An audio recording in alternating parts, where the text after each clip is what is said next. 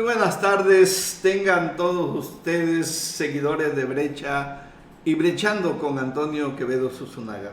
Me da mucho gusto estar lunes, miércoles y viernes, 6:30, 7 de la noche. Y gracias a todos los seguidores que tenemos en Sinaloa, en todo el Pacífico, y pues los que están en la Ciudad de México, Ecatepec, los que están en Puebla. Un abrazo para todos los afectados, tanto en el Estado de México, en Puebla y Veracruz, que el huracán les azotó muy fuerte, también a Chiapas y Oaxaca. A nuestro amigo el doctor Alejandro Calvo en Mérida, a nuestro amigo, a dos grandes amigos, Mauricio Aldama en Veracruz, y al admirante y gran amigo de toda la vida también, Elías Caballero en Alvarado, Veracruz. Un abrazo para ellos, que nos está mandando algunos mensajes. Y bueno, nos da mucho gusto el día de hoy tener en este enlace a un gran amigo, un destacado político sinaloense, expresidente municipal de Salvador Alvarado, exdiputado y sin duda un líder panista, Adolfo Rojo Montoya. Amigo, bienvenido. Muy buenas tardes, mi estimado Antonio Quevedo. Me da gusto saludarte. Gracias por la invitación a saludar y a platicar con todos tus seguidores. Muchas gracias por la oportunidad. Fíjate que me da mucho gusto porque pues a pesar de ya haber pasado la consulta, haber pasado todas esas grillas y demás, el tema político sigue con intensidad, ¿no? Y ahorita, pues, la alianza en San Lázaro está presionando porque quieren dejarla también fuera de la jugada. A los miembros del PAN, algunos que entre ellos han tenido severas confrontaciones internas y denuncias incluso penales entre ellos, pues ahora andan en los tribunales. Y creo que el presidente de la República tomó muy en serio el resultado de los 7 millones de mexicanos que pedían que se investigue a los expresidentes. Creo que lo tomó muy en serio y se abre una investigación bastante interesante por la Fiscalía y por la UIT. Resulta que la UIT tiene 23 denuncias ante la Fiscalía, 7 contra Emilio Lozoya y 16 contra expresidentes y altos funcionarios de los miembros de los partidos. Ese es el escenario al que nos enfrentamos en este momento, mi querido Adolfo Rojo. Y tú que eres un experto en política y que conoces muy bien a alguien que yo creo que a partir de mañana va a andar huyendo, que es Ricardo Anaya, pues nos interesa mucho tu reflexión. Bueno, efectivamente, tú lo señalas, esos presuntos o implicados en la denuncia que interpuso Emilio Lozoya, pues solamente a unos sí, a otros no han sido citados, no han solicitado que comparezcan. En el caso de Ricardo Anaya, nuestro ex candidato a la presidencia de la República, es dirigente nacional de Acción Nacional, él tiene temor de acercarse, como lo dicen algunos abogados, algunos politólogos, algunos expertos, como el tema de Rosario Robles, que al final ni ella se percató, le sacaron una licencia de conducir aparentemente con datos falsos y con eso la guardaron. Tiene ya más de 2 años guardada por una investigación que todavía no la han sentenciado y supuestamente en esas condiciones no puede pasar más de 2 años detenida, sí, o entambada, como dicen algunos. Entonces, yo no soy abogado, no soy penalista, pero creo yo que por esta situación ya, imagínate que esto como dicen, si a Felipe Calderón se le hubiera caído, si él hubiera construido la ST, la línea 12 del metro, Felipe Calderón ahorita estuviera en el banquillo, estuviera entambado ya, no nada más estuviera acusado o en fuga, o como se pretende manejar el tema de Ricardo Anaya. Yo creo que si Felipe Calderón hubiera estado en esta condición de Marcelo Ebrard, secretario, y el mismo Mario Moreno, que era el secretario de Finanzas de ese momento, del gobierno del Distrito Federal, ahorita Felipe Calderón tuviera una situación muy complicada legalmente, cosa que no sucede pues con el que era jefe de gobierno y él era el secretario de Finanzas en ese momento cuando se construyó la línea 12 del metro. Así es. Entonces, yo sí creo que hay una situación muy rara, creo que es un tema que da para mucho, es la primera vez, ahora sí, en esta cuarta transformación, en este movimiento que el propio presidente ha bautizado con una nueva era, una nueva transformación, una nueva etapa para México, donde el presidente todos los días habla, ataca a sus adversarios políticos, ataca a los medios de comunicación. Eso no lo habíamos visto con otro presidente de la República. Yo creo que es una nueva modalidad. Finalmente el presidente, como lo decíamos, pues viene de ese partido, y ese partido parece que se está yendo para allá en todo el país. Ojalá, porque lo que tú decías con la famosa bancada que quieren hacer ese partido en el gobierno, el Verde y el PT, para tener la Jocopo y tener la mesa directiva en la siguiente legislatura, esa jugada que están haciendo, ahorita los partidos de oposición se están resistiendo.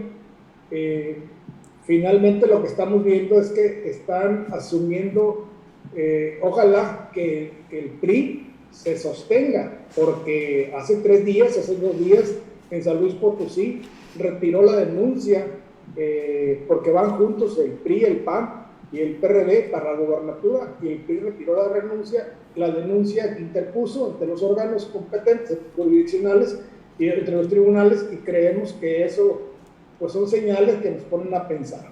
Sí, yo también creo que hay por ahí algunas señales que de alguna manera se están registrando. Yo he visto mucho que el presidente, a raíz de no poder sacar lo de la revocación del mandato, empezó a mencionar muchas veces y en varias ocasiones al senador Miguel Ángel Osorio Chong, con el que parece ser tenían algún compromiso, no lo habían tocado, y sin embargo ahorita como que abrieron fuego contra él, y eso alertó a los mismos priistas. Incluso yo creo que algo está ocurriendo y algo va a ocurrir todavía, ¿no?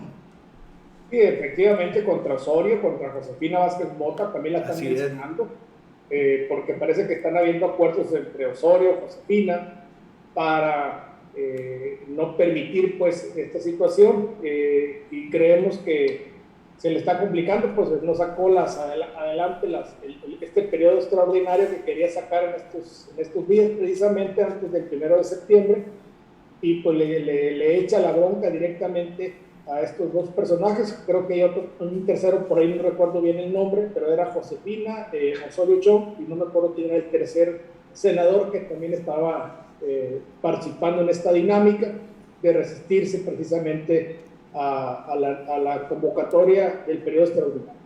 Sí, creo que hay algo anda por ahí rondando, como también a Josefina le recordaron que hay 63 millones de pesos que el ex senador Roberto Gil Suárez no tiene muy claro, no sabe si se lo gastó, se lo entregó o qué hizo, pero no pagaron la cuestión fiscal, y eso los trae bastante enredados. Sí, así es. Pues Roberto Gil fue el coordinador general de la campaña del 2012.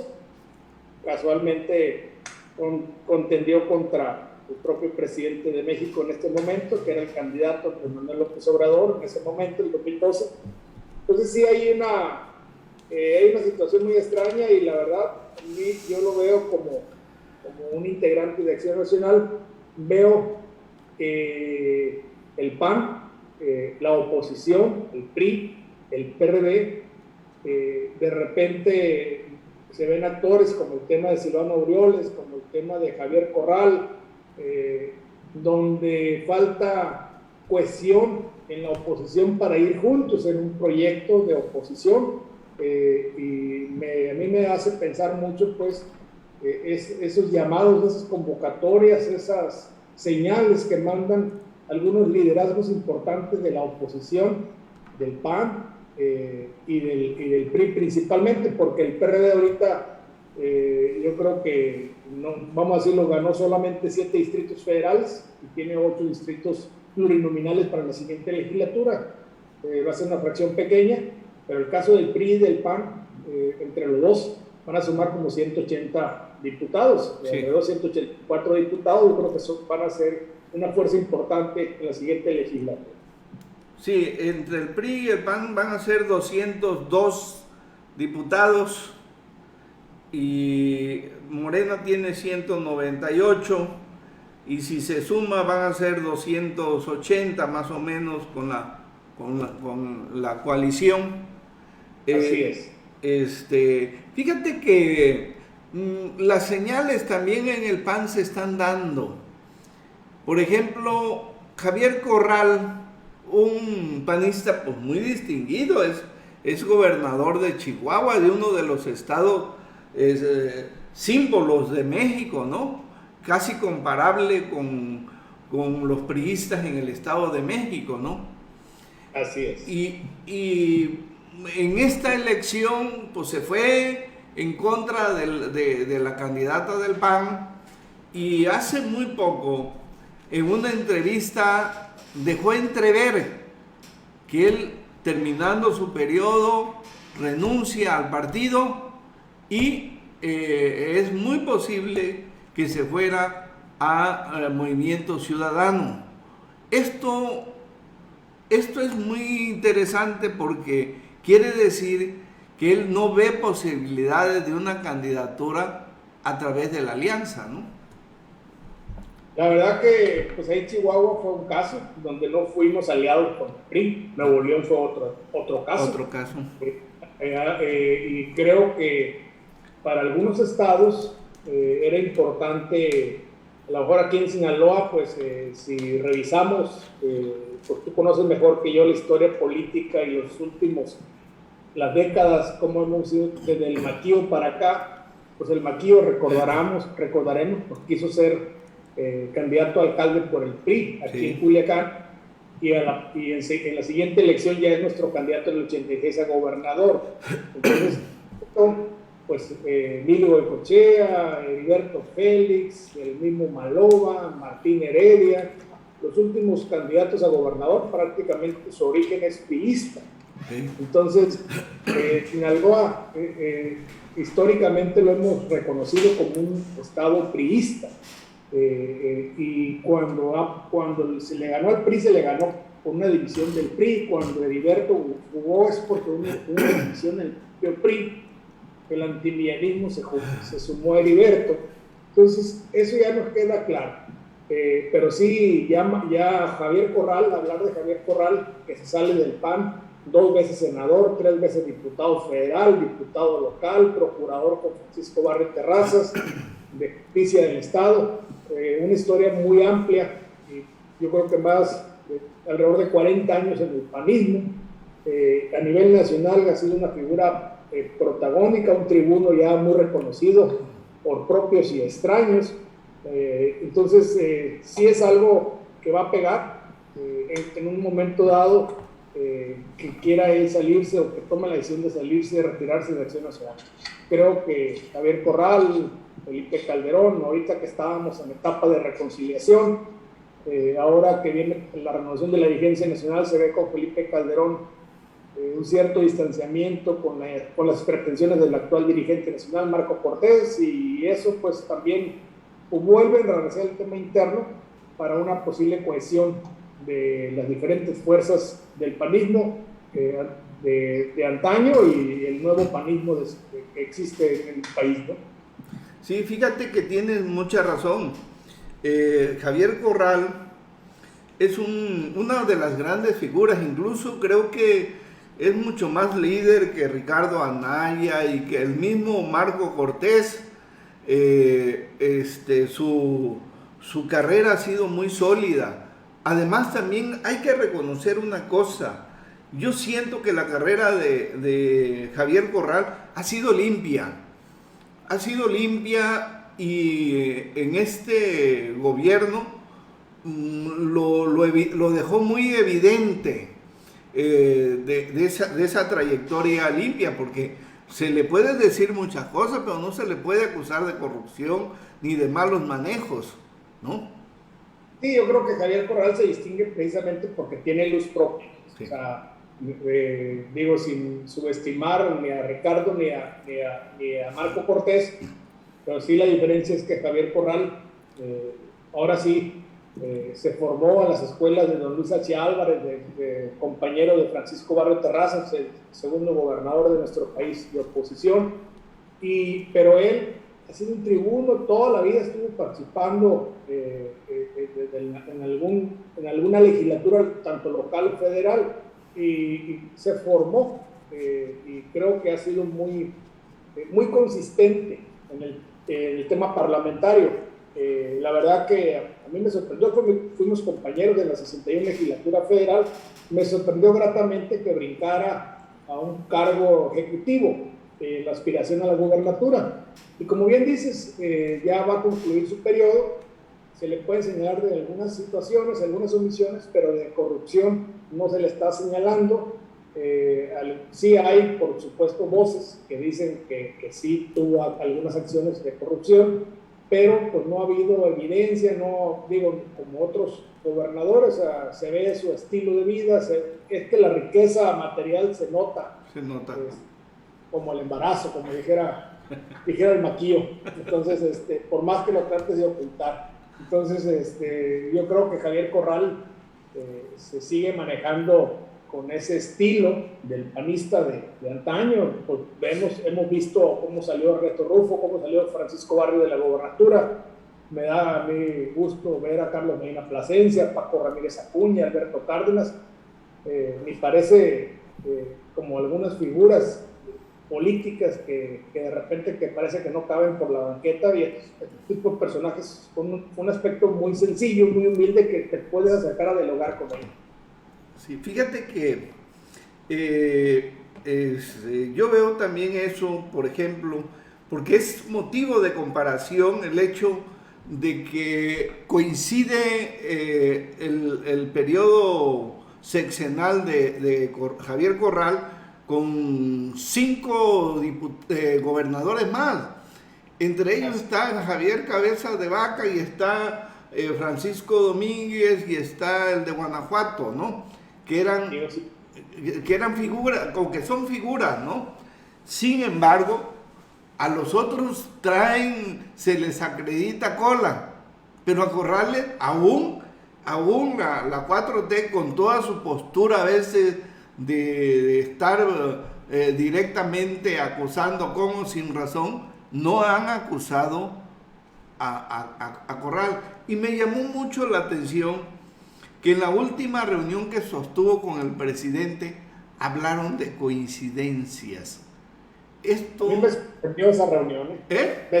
Me sorprendió porque yo nunca esperé la respuesta de Javier. O sea, el presidente, pues ya sabemos que es un político ya hecho y derecho, con mucha experiencia, mucho colmillo, políticamente hablando, y a lo mejor no quisiera pensar que fue platicado previamente, que se iban a tirar flores, vamos a decirlo así, echar flores de manera recíproca, pero sí hubo una coincidencia, hubo una disposición de Javier Corral, que había sido un antagónico en muchas cuestiones del presidente, pero ese momento yo creo que lo agarró en un lado, en un momento que a Javier le hace falta a lo mejor el apapacho.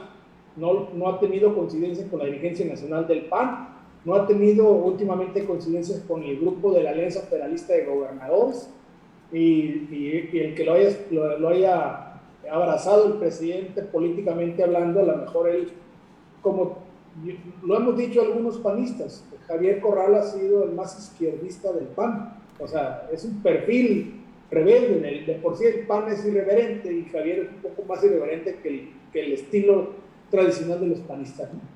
Sí, incluso, fíjate que yo veo ya en el PAN dos grandes corrientes, una que encabeza incluso, no sé si la encabece o no, pero él es una figura muy importante dentro del panismo, que es el senador Gustavo Madero, que es una figura, yo siempre lo he reconocido y le he dado seguimiento a su carrera, se me hace una figura panista muy sólida, que ha pasado varias etapas y que ahorita en ese momento, después de la elección del 2021, dejó muy clara su postura y les dijo a los dirigentes: no engañen no quieran engañar con falsos triunfos, y lo que están diciendo son mentiras, y no debemos nosotros seguir alimentando eso, porque eso nos va a retirar del electorado como ya nos retiró. Se me hizo muy interesante su reflexión. La verdad es que Gustavo Madero es el perfil de muchos panistas que han despuntado, vamos a decirlo así, porque como él ha dicho, o sea, todas sus elecciones han sido de mayoría. Así es. O sea, él ha sido senador de mayoría, ha sido diputado federal de mayoría. Entonces, pero aparte viene de una familia empresarial. Entonces él es un empresario que se metió a la política por invitación, pero sus cargos han sido de mayoría, no han sido de plurinominales. Entonces creo que es algo que también lo distingue, y el caso de lo que él señala, pues porque lo hemos dicho y yo lo he escuchado muchas veces a Gustavo Madero, me siento agradecido con su amistad, pero el PAN es un partido de ciudadanos, no es un partido de militantes, no es un partido de estructuras, y Gustavo Madero se siente en esa trinchera ciudadana y que le está aportando Acción Nacional. Lo decimos en el PAN, ahí lo que ocupamos en el PAN son personas, hombres y mujeres, con un modo honesto de vivir. Sí. Bueno, pues yo creo que no sé cuándo vaya a renovar la dirigencia nacional, el PAN. 24 de octubre. Pues ya está muy cerca. Ya, 24 de octubre. 24 de octubre ya pusieron fecha, ya ahorita ya hay aspirantes, ya el propio Marco Cortés busca la reelección, anda el tabasqueño Gerardo Priego y anda Adriana Dávila también de Tlaxcala. Andan tres ya abiertamente en pre-campaña. ¿Irá a repetir Marcos Cortés? Yo percibo que, a como está el asunto, con 230,000 electores, más o menos, como dicen, casi el tope, el límite para sostener el registro nacional, ahorita las estructuras lamentablemente también juegan, las dirigencias municipales y estatales. Creo que Marco Cortés tiene una gran posibilidad de la reelección, sin subestimar el liderazgo y la capacidad, experiencia también de Adriana Dávila y de Gerardo Priego, pero yo creo que ahorita Marco Cortés hizo aliados, liderazgos panistas que están a favor del proyecto de él.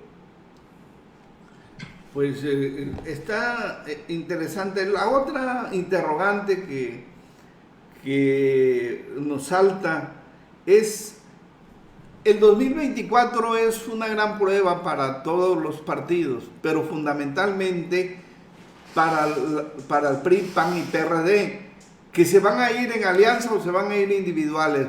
¿Cómo ves que vaya a venir esto? Bueno, yo percibo que Marco Cortés, el propio Alejandro Moreno, andan buscando el proyecto de la continuidad de la alianza, de sostenerla. Creo que ha sido los ciudadanos que participan en el Va por México, que no son de alguna manera miembros de los partidos, también están a favor de un proyecto de cohesionar la oposición. Y yo percibo también, como tú lo hemos estado revisando, que las figuras, ahora después del banderazo que dio el presidente, a sus figuras como que están cayendo en conflicto entre ellos, Marcelo, Claudia, Ricardo Monreal, Sí. se están atacando entre sí. Están jaloneando. Y algunos dicen que dentro de eso el tapado está muy cerquita del presidente y que incluso trae el nombre de uno que ya fue presidente, que está muy cerca del presidente actualmente, que es uno de sus coordinadores de asesores por ahí. Caray. Entonces, algunos lo mencionan como mencionan también al alcalde electo en Monterrey. ¿A quién se refieren cuando no veo a un personaje ahí cerca? ¿Al coordinador de asesores será Chere? Lázaro Cárdenas Batel. Lázaro Cárdenas Batel. Como ya fue gobernador, trae experiencia, el papá fue gobernador, fue presidente del PRD. Ajá. Y el abuelo fue presidente del país. Ajá. Fue presidente de México. Entonces es un hombre que ya tiene funcionamiento y tiene taquilla. Ajá. Como, sí, el tema de Luis Donaldo Colosio. Claro. También por el lado de la oposición del PRIAN se maneja a Enrique de la Madrid, pero también se menciona a Luis Donaldo Colosio, ¿no? Sí. Entonces, creo que ahí hay algunas figuras. Fíjate que me suena muy interesante esto, porque te voy a decir, es la primera vez que veo yo nombres que tienen significación, mucha significación. Me estás hablando de Lázaro Cárdenas Batel, que es un figurón y que lo ha sido y lo sigue siendo, aún en la sombra en la que se encuentra ahorita. Es que tú eres mi maestro en esto. Tú te das cuenta que la clase política y el establishment, lo que está formado, sacan la cabeza, los golpean y de repente el tapado es el importante. Claro. Entonces, hay muchos políticos de la vieja escuela que regularmente están jugando así. Entonces, no podemos subestimar ese colmillo y ese oficio y esa experiencia en el actual presidente, el propio Manuel Bartlett, Marcelo Ebrard, que vienen de origen salinista. Entonces, pudieran estar armando un entramado, un trabuco de ese tipo para impulsar un cuadro que no esté desgastado políticamente, que no esté confrontado con una expresión del movimiento transformador en el que está ahorita a manos este gobierno federal. Sí, fíjate que tienes mucha razón. La figura de Enrique de la Madrid es mucho más figura que Alejandro Moreno en ese momento. Alejandro ya está desgastado, está golpeado, tiene una demanda con la que te está lidiando. En fin, no tiene el lanzamiento ni la fuerza completa. Pero el que sí me llama muchísimo la atención, porque hay una gran identificación con él, es el hijo de Luis Donaldo Colosio. Yo te puedo decir, yo estuve cerca de Luis Donaldo Colosio en el tiempo que estuvo aquí, ya cuando vino de candidato incluso. Voy a hacer un pequeñísimo paréntesis ahí. El día que vino aquí, al día siguiente lo mataron, pero aquí vino, estuvo en el Parque Culiacán 87, en el quinto piso del Hotel Ejecutivo. Me invitó, me dijo, ven, pásale, y allá arriba me entregó una pluma con las iniciales de él y mías. Ahí la guardo, nunca la usé esa pluma, porque al día siguiente lidiamos con la lamentable noticia de la muerte de él. A mí se me parecía un excelente candidato del PRI, excelente. No había visto nunca un candidato ni con ese discurso, ni con esa disposición, ni con esa decisión. Y eso seguramente han de haber sido factores para que aquellos grandes intereses lo liquidaran, ¿no? Sí, o sea, yo creo que ya son temas muy platicados, muy juzgados, y esa autonomía o esa independencia, inteligencia que mostró para poder él presidir el gobierno de nuestro país, yo creo que no le gustó al establishment de la política en ese momento. Así es, sí, yo también así lo creo. Y bueno, pues fíjate que esto me abre a mí los ojos también, esto que comentas, porque me da, siempre hemos manejado a los que están más visibles, los que están llevando las cadenas del control político. Sin embargo, no le veo figura presidencial a Marcos, no le veo figura presidencial a Gustavo de Hoyos, por ejemplo, si fuera un invitado. No veo que tenga un discurso de arrastre o como empresario que tenga o que marque una tendencia. En ese caso veo mucho más fuerte y más competitivo a Javier Corral, ¿no? Finalmente yo creo que lo importante aquí es cualquier aspirante tiene que tener, tiene que ser consenso, tiene que recibir el respaldo de liderazgos que lo acuerpen, de estructuras, y yo creo que, como bien dices, en el caso de Gustavo de Hoyos, líder del Consejo Coordinador Empresarial de la Coparmex, no es como en otros momentos. Hemos tenido grandes liderazgos al frente de la Coparmex o del Consejo Coordinador Empresarial que hablan y se escuchan, y la gente deja de hablar para escucharlos. O sea, y ahora Gustavo sí traía un discurso de oposición, pero a lo mejor no lo suficientemente fuerte para ponerle oídos en esos tiempos que tanto hace falta. No me acuerdo, no podemos hacer referencias, a lo mejor ahorita no son tan extremas como cuando el Maquío era presidente de la Coparmex, que le decía al presidente lo que le decía. Entonces, sí eran cosas muy fuertes en ese momento. Sí, yo las recuerdo, yo le di mucho seguimiento a toda la gira y campaña de Maquío, pues era obligada, pues estábamos, yo era el jefe de información del periódico Noroeste y traíamos cubriendo la campaña personal del periódico, y la verdad que sus discursos muy contundentes, muy realistas y pero con muchos pantalones, y sin embargo, pues ya ves el resultado también, ¿no? Así. Pues yo creo yo que lo que te comenté del tema de Lázaro y de Leonardo, a mí he estado viendo algunas notas de Lázaro y me han llamado la atención. No ha salido muy público, o no ha sido muy reiterativo su salida, como que lo están cuidando, pero sí es algo que, como me dicen algunos, hay que estar atentos porque pueden dar la sorpresa. Así es. Oye, ¿el PAN está fracturado internamente? Históricamente así. Yo creo que a mí lo que me preocupa del PAN nacional es que ya todo parece simulación. Ya no hay aquellas asambleas o aquellas convenciones donde el miembro se afiliaba de manera libre. Ahora como que parece una cuestión ya sindical, un corporativismo, y eso ha venido afectando o lastimando la credibilidad y la confianza interna y externa hacia Acción Nacional.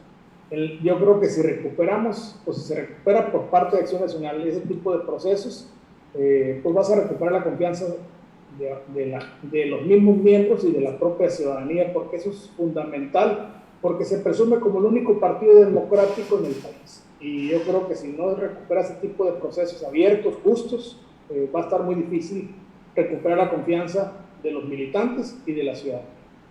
Oye, primero, la otra cuestión, no sé si esté yo equivocado, siento que la percepción de los panistas en los estados, como que se sienten alejados de las decisiones del partido, ¿no?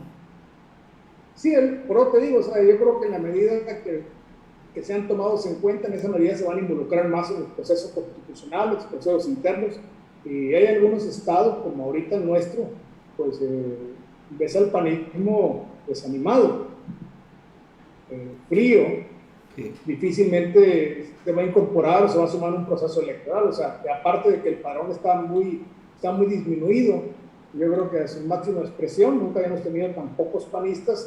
Llegamos a tener arriba de 42,000, 43,000 miembros, ahorita andamos sobre los 1,500. Créeme que es algo que los panistas, ya no ves a esos panistas históricos, aguerridos, como se veía en el pasado, no hacemos, y ahora sí hace falta ver a esos Morgan, ver a esos Rice, ver a ese tipo de perfiles. Y como les digo yo, de los más de 30 alcaldes que ha tenido el PAN, más de 20 somos de origen ciudadano y más de 20 están todavía en la trinchera ciudadana, no están afiliados a Acción Nacional. Sí. Entonces, algo se tiene que hacer en Sinaloa y en muchos estados. Sí, yo no sé qué vaya a pasar para el 2024. Veo que la oposición está débil para competir contra un Morena que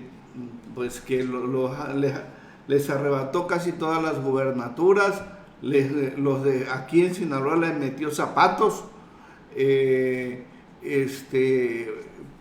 Si conservan esa fuerza, pues ¿tú crees que haya posibilidades de recuperar el poder en el 2024?